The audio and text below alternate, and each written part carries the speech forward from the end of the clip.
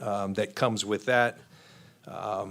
Number of new coaches, and feeling that energy has been tremendous, in general, and then through this free agency and draft class as draft preparation as well. We're here today to talk about the draft, and it's a great draft to have 9 picks in. I really do believe that. We're excited for it. Real proud of our group and the preparation that we've kind of taken on, and that remains fluid. It's ongoing. A lot of thank yous. I want to thank the college scouting staff led by Tariq Ahmad. They do a tremendous job. I think we're blessed here, and that has nothing to do with me. I inherited a lot of these guys. We inherited a lot of these guys, but I think we've added to it. We've kind of, we've figured out how we're going to do it, but they're tremendous, and Tariq's representative of that. The amount of visits that these guys made. It's a really deep class, with COVID. A lot of guys were afforded the opportunity to come back to school, and a lot of guys, kids took that opportunity, and so it made the depth and the numbers really high, and our college staff kind of embraced that and had a great plan and executed it with really hard work. And so I want to commend each and every one of those guys. Obviously, when I'm talking about them, I'm talking about Adam Peters, Ethan Waugh, and Rand Carthon, part of our personnel group, and everybody up there. I also want to thank Kyle and his coaching staff. As you guys know, they play a big part in scouting, a lot more so than in other places. They're very much intertwined. They arrive at their studies on the college players a lot later. I referenced earlier the 9 new coaches. That was really fun to have a system in place that we think runs really well, but to some new energy. And of course, you're going to miss the Bobby Turners of the world and his way of seeing things, but to bring in an Anthony Lynn and a couple of our young quality control coaches have been on college staff, so their familiarity with some of these kids in college was really came in handy throughout this process, and will continue to do it. So really good process. That process goes beyond scouting and coaching. Guys like Austin Moss and our player development program, they're integral with meeting the kids and really doing deep dives on the character. Hannah Gordon, when we need to do deep dives into people's character, is always tremendous. Our medical staff, I mean, you're talking upwards of, in-depth outlooks on over, 450 players and their medical conditions, because that's so important. And so it really is an effort that takes everyone, and couldn't be more proud of our group. I know you guys are here today to talk about the 2022 draft. I also know that you guys have jobs to do, and everyone's very curious about Deebo and what's going on there. I would ask for your guys' understanding and a little perspective that I'm not going to talk about that much today, because I don't think that's productive. I don't want to speak on behalf of Deebo and his team, and I think it's non-productive for us to be talking about things. I've always thought, having been on the other side, and I've shared this with you guys, there's a sanctity to those conversations remaining private, and that's always how we've operated, and we'll continue to do so in this situation. So as we move forward, I'm sure you have questions. Just understand, please, that just not going to go there, because I don't think it's. I always have to ask myself in this job, what's in the best interest of our organization. I don't think it's the best interest of our organization or anyone to be speaking on that. So it's kind of where I'm at on that. But with respect to the draft, mentioned the depth of it. I really do believe that it's a quality draft. Probably not as top heavy as we've seen some other drafts. I do think, I think I'm always an optimist, but a draft where you have 9 picks and the first one is until 61, I think it sets up well for that, because there is there is tremendous depth in this draft, and so we can talk about that and a lot of things, and I'll open up for questions there. John, has Deebo or his agent requested a trade to you guys? I think you guys have seen the stories and all that, and like I said, Tim, I'm just not going to get into those particulars because I just don't think it's productive. So I'm going to stick to that. You talk about the sanctity of keeping these things private. Yeah. Clearly, this is no longer private via him. Yeah. Does that bother you? It doesn't bother me. I think we live in a different world where there's a number of ways to express yourself, and people are, they certainly, it's their right to do that. So I think, we pride ourselves for our communication with our players, and this case is no different. I'm confident we can find the solutions to work through whatever's going on. Why not just pay Deebo now? And this team's track record is to pay and reward the home-ground stars later in the summers, whether it's Fred, whether it's Kittle. Why does the team like to put those moves off later in the summer when some teams will extend guys now? Yeah, Cam, I'm not going to get into the particulars. Yeah, I know it's in general, but I'm not going there, guys. And I'm very understanding, and I try to at all times help you guys, but I just don't think it's in anyone's best interest to get into the particulars. John, you did say that you were that's open trading him. Are you guys hearing his phone?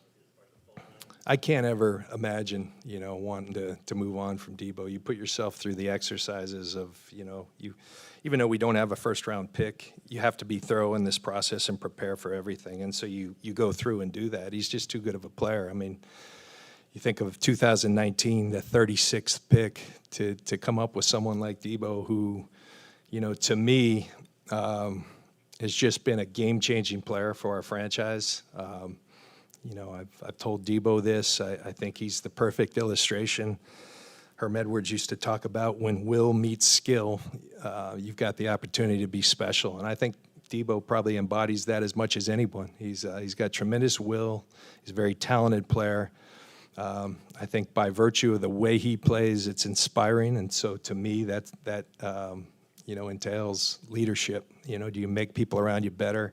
He checks that box. He's a great teammate.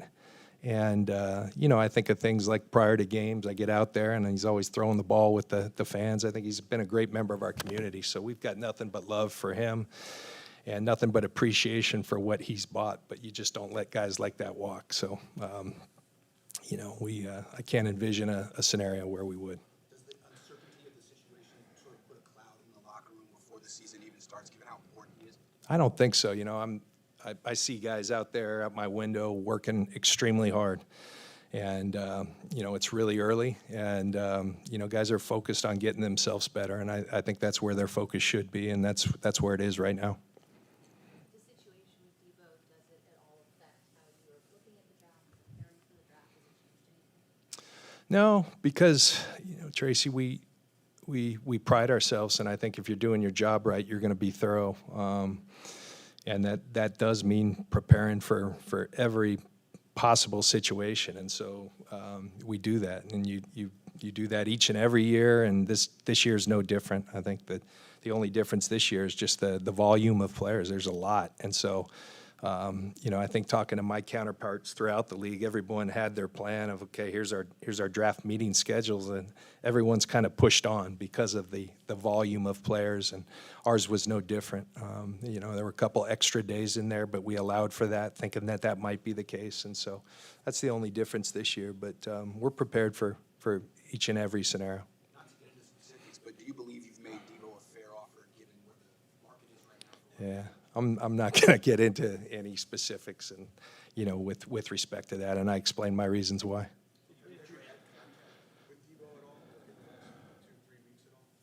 We have, yeah. You did trade Buckner 2 years ago, maybe not in exactly the same situation. Yeah. And that was in March, not the week before the draft or whatever. Are there major similarities in these two situations? Yeah. It seemed like two contractual. Yeah, I think two completely different situations. We had different motivations and reasons, whether that was a good decision or not. I think people will always, analyze that, and I think that's still writing its own script. I didn't take that lightly. Still probably the hardest thing I've ever been involved with since I've been here because of everything that Defo stands for, and just proud of him that he's continuing to play the way that he is. So.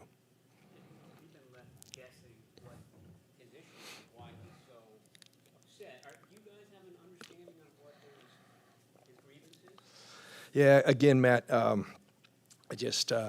going to leave those things. I'm going to leave those things. I do believe in the sanctity, as I mentioned, those things remaining private. So I'm going to stay with that. 3 months ago, Yeah. seemed great. I mean, he was Yeah. your best player. Yeah. Content and happy. Now it's not that. Are you surprised by the 180 that's going on here? Sure. But that's life. You got to work through things, and so that's what we intend on doing. John, you said you can't imagine a scenario when you move on from a player like that. I mean, is there a number of draft picks, or when you begin to envision a scenario in which you actually can move on? Yeah, Eric, we've been consistent since we've been here that, we'd listen on just about anyone, that's something we'll always do. So, but like I said, I can't ever imagine, moving on from Deebo. He's been such a great player for us. He means so much to this franchise. Got nothing but love for the guy. Where do things stand with Nick Bosa and a potential new contract? Yeah, so you guys will see. We exercised his 5th-year option today. So I think as you come out of here, you'll probably see that. And I've maintained consistently that Nick, in our minds, we're going to do everything we can to keep him a part of this organization. He's a foundational player, much like Deebo, a difference maker. And so, he's just a year out because he was a first-round pick. And so we exercised that 5th-year option, and at the appropriate time, we'll endeavor to make that a reality that he's here for a long time. But it's all good there. Has Alex Mack made a final decision whether or not he's playing? Not a final. We've been in discussions with Alex, communicating with him, and I think I would say common theme here today. I'm not going to speak for Alex on that. I think at the appropriate time, Alex will comment on that. How do you feel about the offensive line as a whole right now? Do you feel that it's ready to give Trey the best shot at succeeding? Yeah, I do feel good. I mean, we've and that's something with 9 picks. I mean, that's an area where we could look to bolster. I think we've had a philosophy. You always want to be strong up front, and you start with Trent Williams out at left tackle. We drafted a couple of young players last year that we're very excited about, and they're going to have to make the most of their opportunities. Aaron Banks and Jalen Moore. We were very happy with both of them. I think a lot of people probably crossed the signals because they weren't playing their rookie year that wasn't the case. Just had guys in front of them that were very hard to beat out. Lakin obviously moved on, and so there's an open spot there, and a lot of people will compete for it. But I think Banks has a great shot at that, and Jalen's a guy we're really excited about. He's worked his tail off this offseason. Danny Brunskill, remains here, and Dan's a hard guy to beat out. He just always. He's going to push, and he's always going to do what's necessary to hang on. And, get some guys like Brindell, and Brunskill has versatility to go play center. And then we're really excited about having Mike McGlinchey back as well.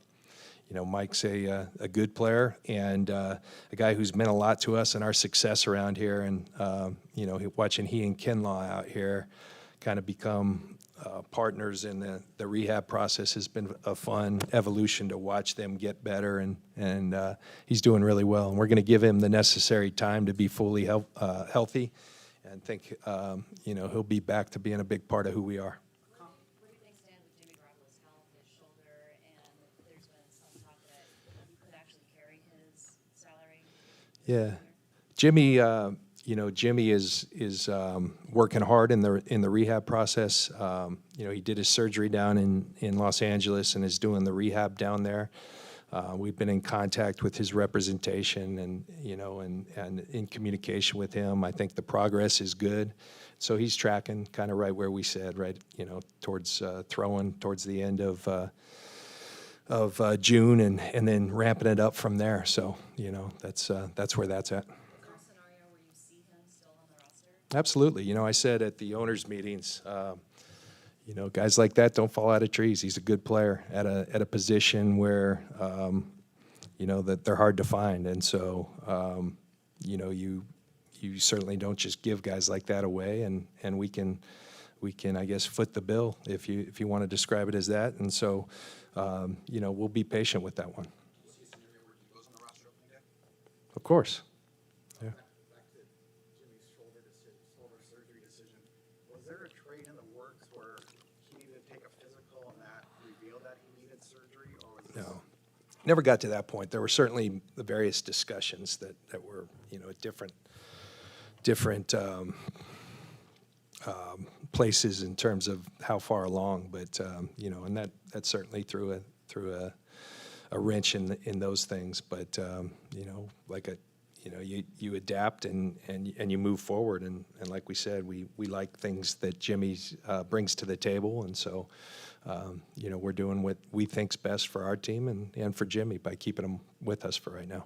Whether it's Deebo or who you're talking about drafting, any of that, how much do you guys talk internally about making sure that Trey Lance has the maximum support that he needs to have success when he takes over? Oh yeah, always as you're putting together your team, as you're putting together, your offense.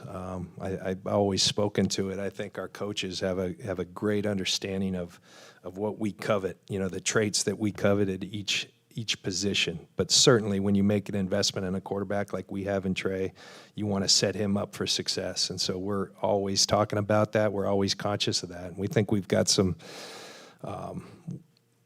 We've got a good roster, and we've got some, for George Kittle to be there for him, Brandon Ayuk, Deebo Samuel, Juwan Jennings, all these guys. I mean, those we add Ray McLeod that we really think can be a great fit, not only on special teams but within our offense.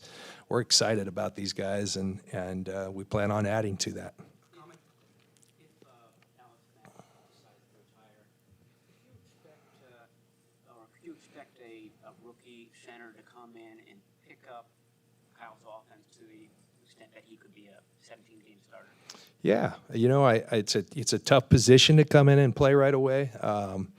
You'd be going from one extreme, one of the brighter players in terms of football and communication, and Alex Mack and experience. I mean, just got a lot of experience to a young player. But sure, that happens a lot. And one thing about our system, I don't think there's as much on the center in terms of making every protection call and things of that nature as a lot of systems. Alex kind of, we probably afforded him that opportunity because he was so capable, but that doesn't have to be the case. And so there's things we can do, but absolutely. A common critique of your offseason so far is that you haven't accomplished your main objectives. You haven't extended Deebo, you haven't traded Jimmy, you haven't used the cap space that you could have created by trading Jimmy, and so you're having a subpar offseason. Yeah. How would you respond to that criticism? I think that's the noise that's out there. We feel really good about our offseason. We took a hard look at our roster and said, where do we need to be better? And we think we've addressed those areas.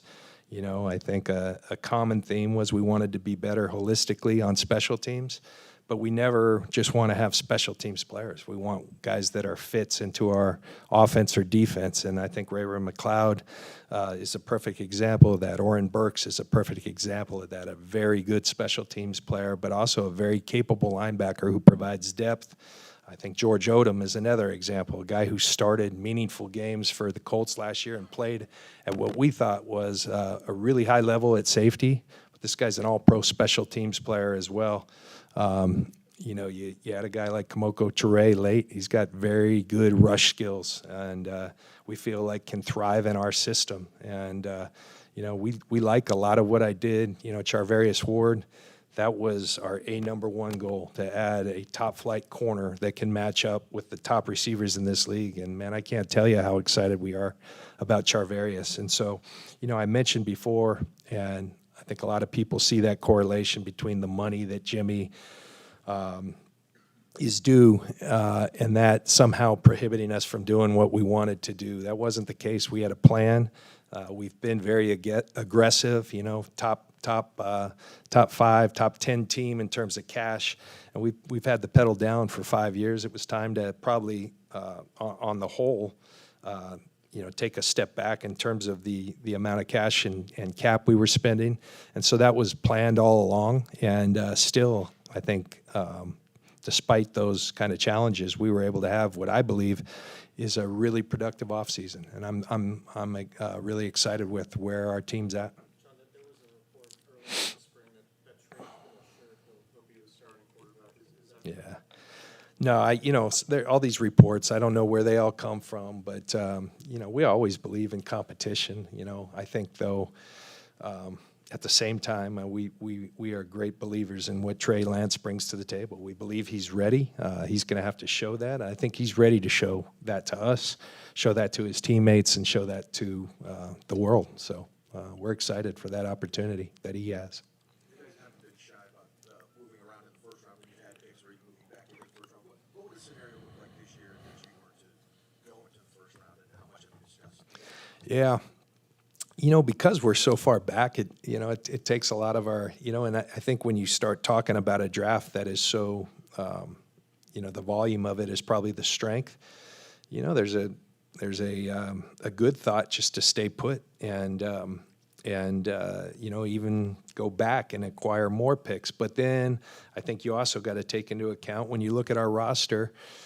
We're already at 76, 77, 78 people, right around there in terms of what we have right now. There's not a ton of holes as we see it, needs. And so that gives you the flexibility to go up when you really like a player. And so it's something we haven't hesitated to do in the past. And I think it's going to be different. It's going to be a little boring on day one. We're not used to that. We're used to having some action, and we'll see. That might happen again, but otherwise we'll kind of sit through and continue to work so that when we get to our pick, whenever that is, we're ready to make it the best move for the 49ers.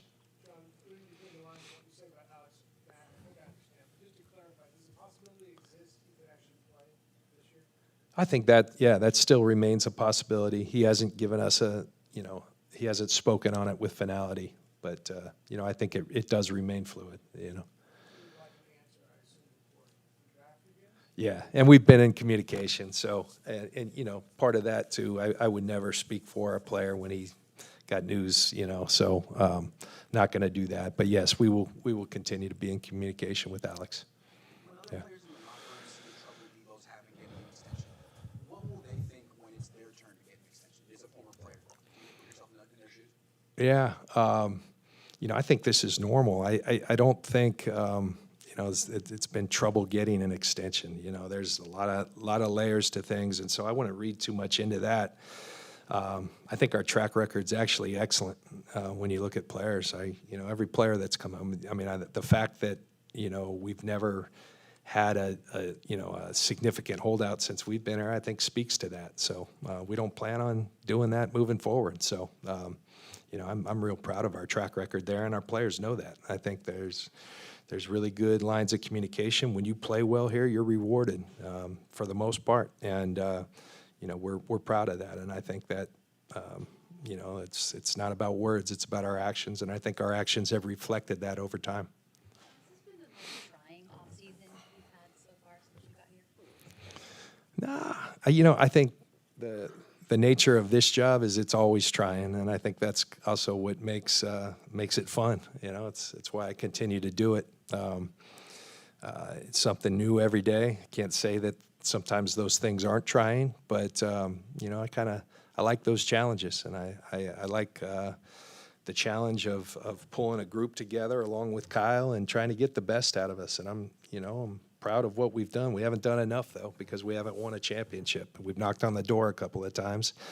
And so what I'm fueled by is the promise of, finding a way to get a little bit better so that we can take that next step and continue to compete for them, but find a way to get over that hump. And that's what drives me each and every day. Has the receiver market changed this offseason? It seems between whether free agent contracts get handed out or some of the trades made, I just think you could see it setting up because there were so many good players that were coming due, that were free or approaching the time that you could talk about their contracts, and I think that bodes well for football. There's a lot of good players at that position right now. They're being featured with the way this league is throwing the ball all over the place, and so I think you could see it coming, and I think it's been an interesting offseason in terms of that. And there's been some movement. There's been some guys who have some really good players, who have done that, and I think that's always part of this league. So. What stands out to you about this incoming class of wide receivers? This incoming class, I think, much like the draft, there's just a lot of volume to the class. I think, there's a little bit of everything. If you like speed, there's some guys who can flat out get it. I mean, some of the faster players that have been around for, since I've been doing this, I mean, these guys can fly. And their speed transfers to the football field. Oftentimes you get track guys, and it isn't necessarily the case. There's some guys, and it's so interesting with the GPS readings we get now. You can see it on film, but then it's verified. And so I think there's that. There's, you think of some of the top players in the first round. There's some bigger players who also move extremely well. So they're slot players that are good players. So I do think there's good versatility and there's good depth. And so there's just a lot of options at the wide receiver class in this draft that it makes it a really good class. Clarification on Bosa. Does picking up the fifth-year option change your approach to him and the extension? Is that still something that you're working on this offseason? And is he here? Yeah. As to the first part of the question, the fifth-year option just means in 23. We executed that. We can work on an extension at any time, and we've been in really good communication with Brian Aralt, Nick's representation, and at the appropriate time, we'll take those next steps. Nick is not here right now, but it has nothing to do with contract. He and Kyle communicated, and he's working out back in Florida. He and his brother have their trainer, and believe me, Nick Bosa's working. He shows that each and every time he shows up that he's in elite shape. So. Last year, Kyle joined you, for this session. Yeah. Did you invite him? He's always invited. Last year, just kind of on a whim, I think he wanted to have some fun, so he came and joined me. But I just left him, and he was actually, we were studying some different scenarios at 61. So that's what we were doing when I last left him, and I think he was too engrossed in that. So you got stuck with me. For OTAs here, and in the Yeah. past, it seems like you've had nearly 100%. Yeah, really, really good. We're up over 90%, but phase 2 starts Monday of next week, and we'll get pretty much the remainder of guys that aren't here back. So we'll be close to 100% come phase 2. Phase 2, the coaches get out on the fields with our guys, but our attendance is really good right now, and it speaks to the job. I think our health and performance staff, guys like training here, have a lot of resources for those guys, and so they like being a part of the program. And then phase 2, we'll get some more back. So real happy about that. All right, thank you. All right.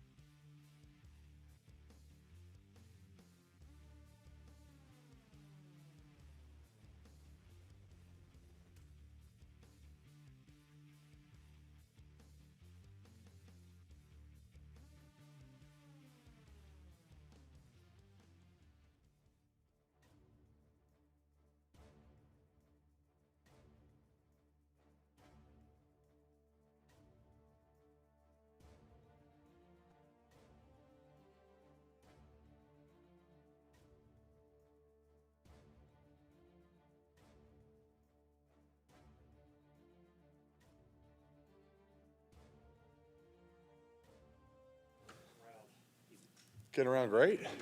What's the, I can't hear you. I'm sorry.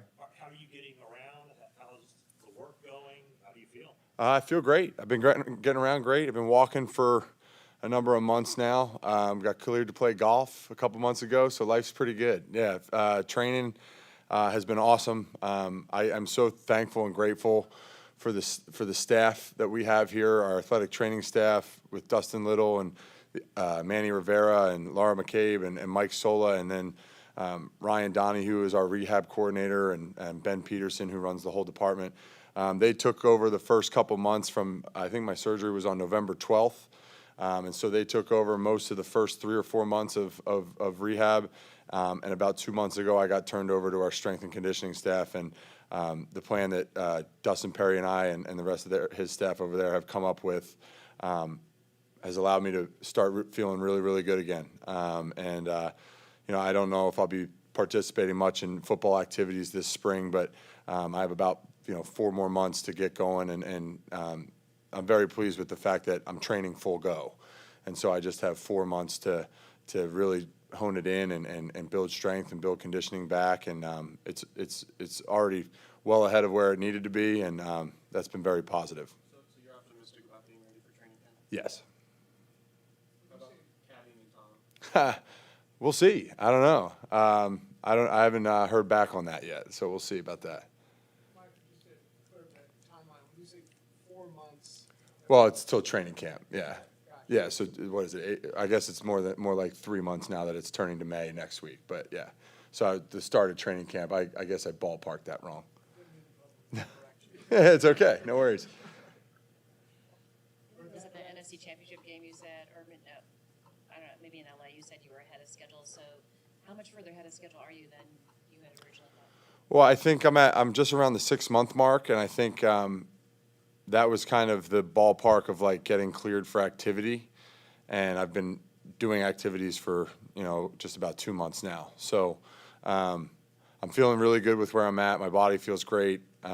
Been able to train really hard and more continue to increase volume and load and all that kind of stuff each week as it's gone on. The pain has subsided for the most part. Obviously still get a little sore from workouts here and there, but nothing that's not manageable, nothing that hasn't allowed me to train the next day, which is, knock on wood, has been a pretty good sign, and excited for where I'm at and excited for where I'm going to be in a couple months from now. Like you've talked plenty about the mental challenges that you've gone through.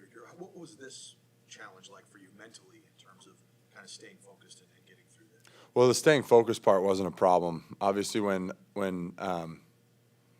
something like this happens to you in your career and the thing that, I guess is your lifeline, right? It's really easy to focus on getting that better, right? It's the only thing I have to do. That's my job. So the focus has never wavered. It definitely stunk. I mean, I've never missed football like that before. I missed like 2 or 3 weeks in 19 for the first time in my career, but I've never missed anything that put me out. And especially when your team's running through the NFC Championship game and have a chance to play in the Super Bowl, it definitely makes it hard on the psyche, right? You want to be out there. You want to be doing and contributing for your football team and with your friends and your teammates. But it's just learn a lot about patience. You learn how to take each day as it is and not look forward to anything other than what's right in front of you. And the only thing I can do throughout this whole process was control how hard and how focused I was each day on everything I did with rehab, whether it was, starting to walk again or, now that I'm, sprinting and running and squatting and all that kind of stuff.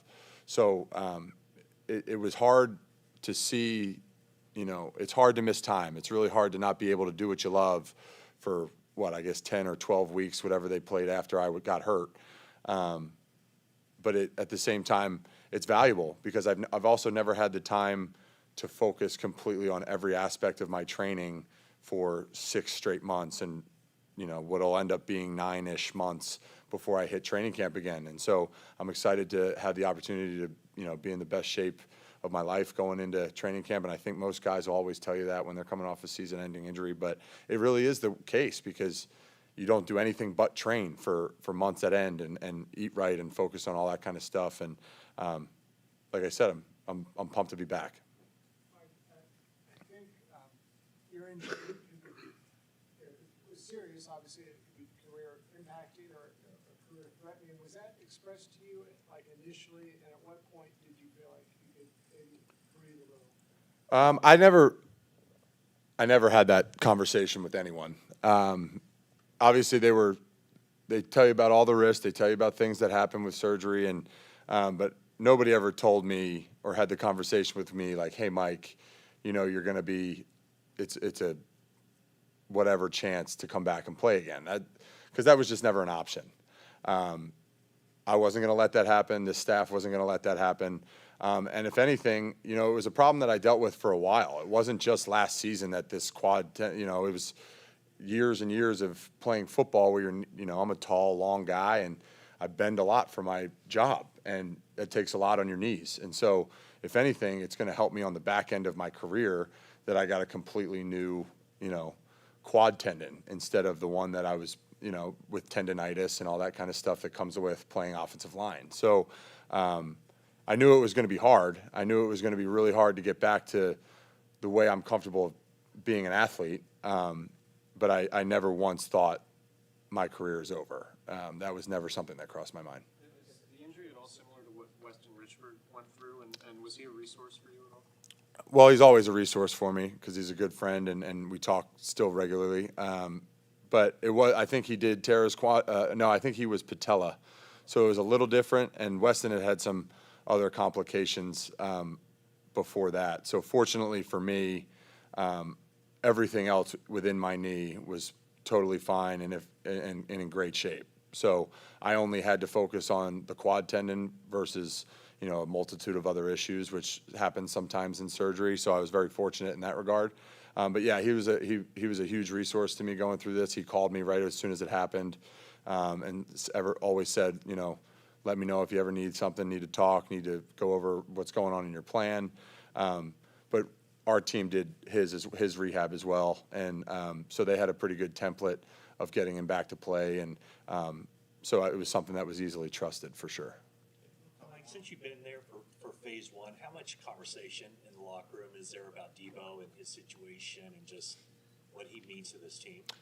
Well, I don't think there's much conversation with it at all. That Deebo's business is his business. It's never something that players get into talking about other than congratulations after contract negotiations happen. I think any player in our locker room and any player across the league will tell you, do whatever you need to do. It's your livelihood. It's your family that you need to take care of. And so guys will never, ever speak to that. It's none of our business. But it's not a secret of what Deebo means to our football team. He's one of our best players, if not our best player. And he deserves everything that's coming his way. But obviously it's between those guys and for them to figure it out. So we want him here. Obviously, all the players want him here. Everybody feels the same way. He's a teammate. He's a brother. He's somebody that we've competed hard with for me over 3 years now.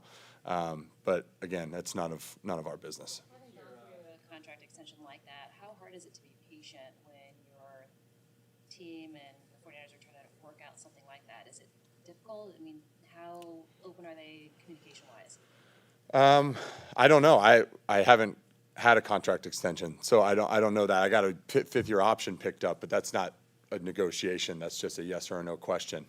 So I don't know. I don't know what it's like. I've spoken to teammates about it before, but it's a different situation. Everybody's is different. It all depends on what you're looking for, what kind of security you need, what kind of where you want to. I don't know. I truly don't know what all goes into contract negotiations. I know that Deebo has an agent, I have an agent, and my philosophy is always let them do their job. And so I've always stayed out of contract negotiations. I've never once thought about it, and I don't know what really goes into it. So all I know is that you, no matter where you are, whether you're in this building or you're somewhere else in the country training, you just got to get up and go to work every single day, and the rest will take care of itself. Have they indicated to you, Mike, that then this is kind of a prove-it year to see how you bounce back? No, I don't think anybody's ever indicated a prove-it year, and you can't operate that way. That's just an unbelievable amount of pressure to put on yourself and to put on the team and to put on everything that's going on. in terms of myself, like it's again, it's not in my control. I want to be here. I want to be a 49er. But at the end of the day, it's not going to be my decision. And the only thing that I can control is going out and playing, and well, right now just training, but going out and when the fall comes, going out and playing the best football that I can and let the chips fall as they may. Thanks, guys. Good to see everybody again.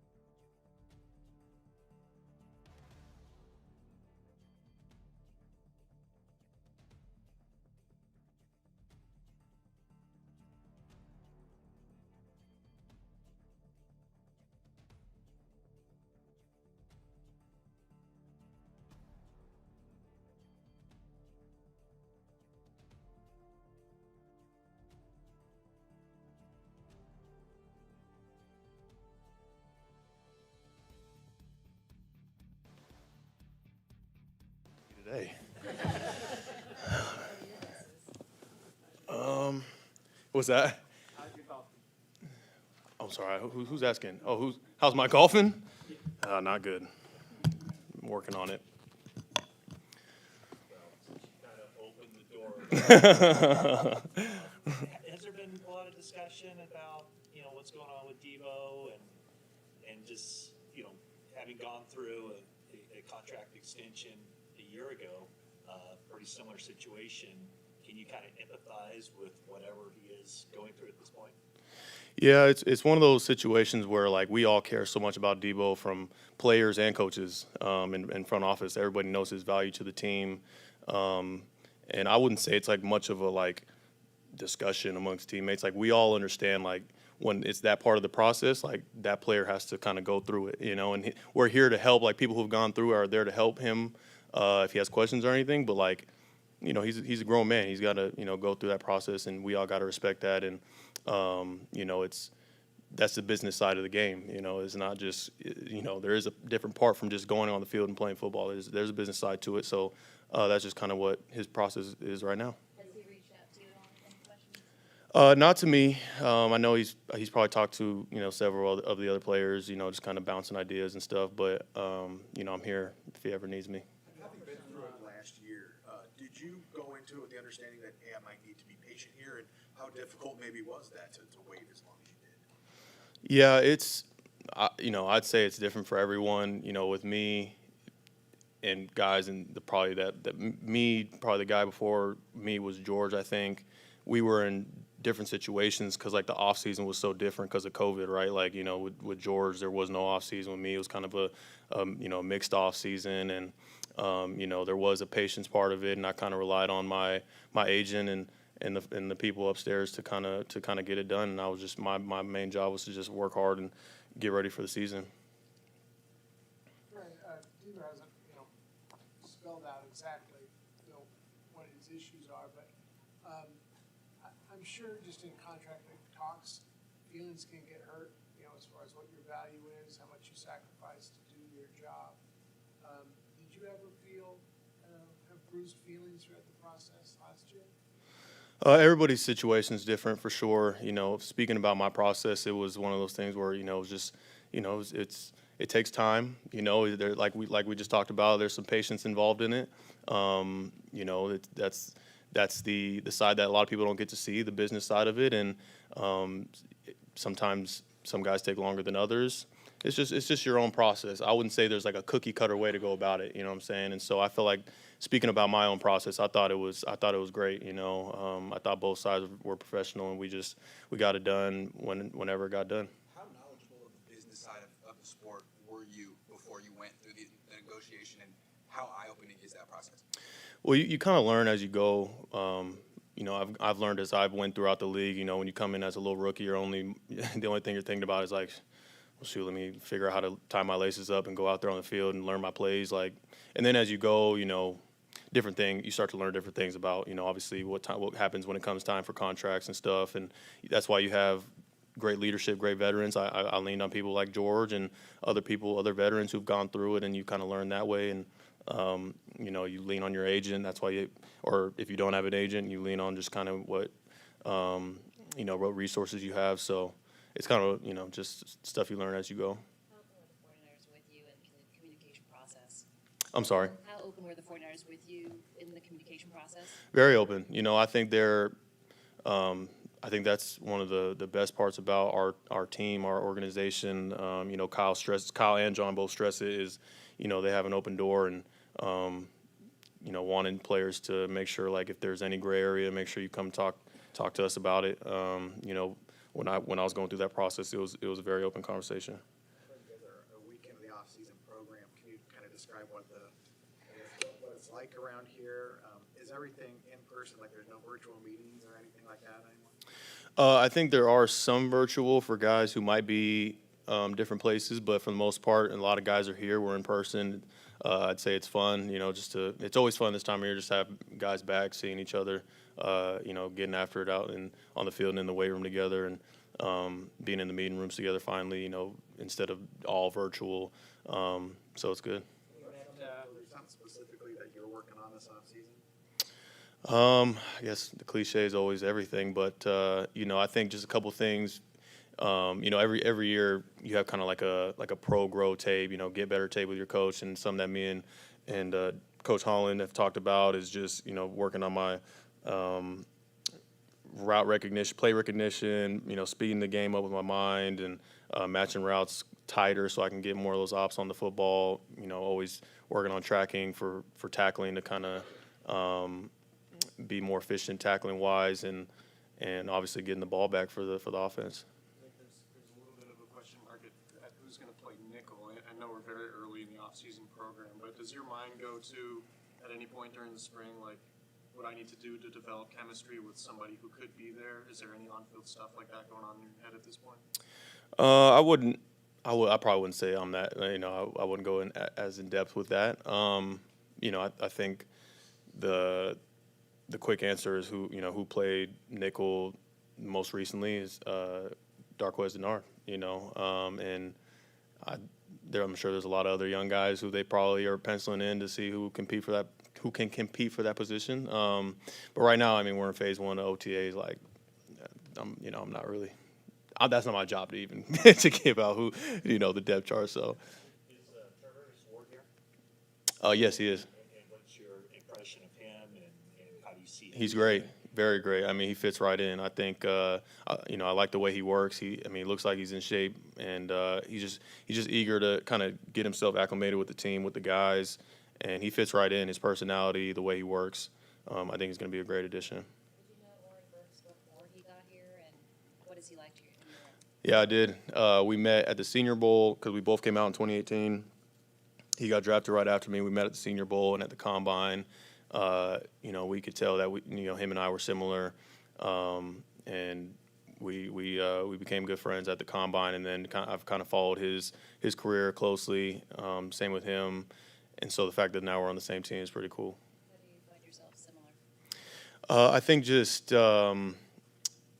I don't know. I guess just different personality traits with him and I, and we both love the game. We both play hard. We both work hard. I think he's going to be a great addition for us, especially on teams. He's been I remember every time we played Green Bay, Coach Hightower circling his name, his number, and being like, "This is the guy we got to stop every week." So I think he's going to be really good for us. I think Kyle said that Javon is as healthy as he's been since he's been here.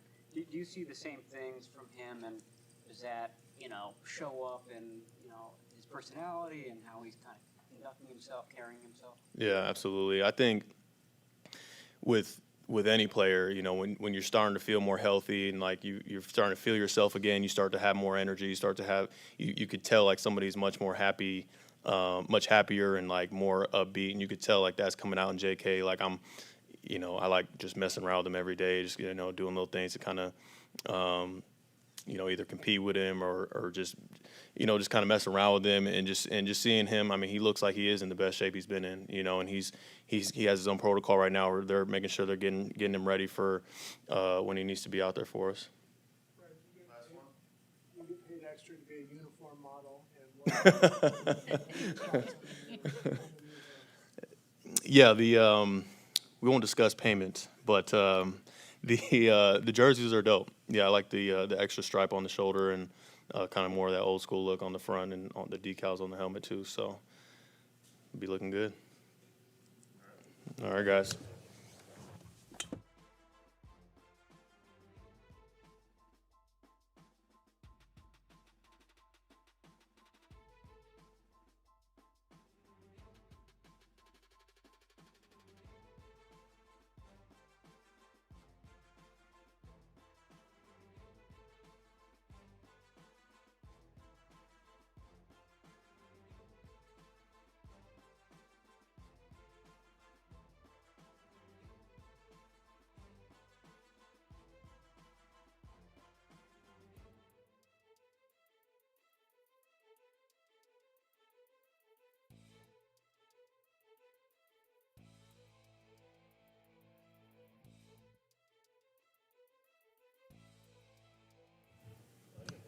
How y'all doing? What was it, the immediate aftermath of the season? What did you do to get your body back? did the season take a toll on you physically? Oh yeah, it's like I say, it's football. It's definitely gonna take a toll on you, but you just got to do a good job of taking care of your body in the off season. So I think I did a pretty good job of that on our time off. So I'm excited to see how this year is gonna be. What did your off-season routine look like? Really, just me getting in the cold tub and hot tub and stuff, getting massages and certain things like that. Feeling good. Yeah, it's yeah. How much did you go back and review this rookie game film and every carry, every game? Oh, I definitely seen my tape and stuff, and I have a lot of things to just for myself to improve on. So that's something that I'm going to be working on a lot. General idea. Just like making people miss, breaking a little more tackles. That's one-on-ones, stuff like that. It's a little different for you guys without Bobby Turner there this season. Do you still keep in contact with him? Yeah, he definitely texts and stuff, but like I say, Coach Bobby T, he was awesome. So it sucks that he left. What's it been like with Anthony Lynn now running that room? We had a one-on-one meeting with him, and it went real good. He seems like a good coach and everything, so I'm excited to work with him, and I know he's going to do a good job with us. Was he kind of, new set of eyes, give you some feedback that you hadn't heard before? Was there, what are those lines of communication like between you and Anthony? Oh yeah, he definitely. He just doing what a coach does, just telling you what you could work on more and stuff like that. So I'm excited to work with him and start the season. Tell that he's a disciple of Bobby Turner's, that they used to work together. Oh yeah, definitely. Yeah, just the way he talks and what he was showing me and stuff is definitely he's gonna do a very good job with us. Did you get any off-season work in with Trey Lance before you guys came in last week? Or just what's his life like right now? No, I have not got any work with Trey Lance this offseason. Your experience last year prompt you to change anything as far as your weight, how bulked up you want to be or don't want to be going into year 2? Yeah, like I say, I definitely want to put some more mass on, take those hits and stuff, and that's about it. And just I have certain things I need to work on, but really just put more mass on. Is there a number in mind, like a weight that you want to get? Around like 215, that's a good playing weight for me. Right after the season, Jimmy Garoppolo said, you were playing hurt at the end. I believe that was the knee. How much did that hamper you in the playoffs? Like I say, it definitely had a little effect on me, but also you out there and anybody's lives, you 100%. So either way it goes, you got to go out there and play. Surgery on that. You didn't require surgery after the season? Actually, I did. Yeah, I'm on it, yeah. Was it a significant surgery? No, not at all. No, just a little cleanup. What are you looking forward to most this season? Really, just to improve on everything, on things I need to work with, and really to just build on what I did last year, and just to become that perfect back.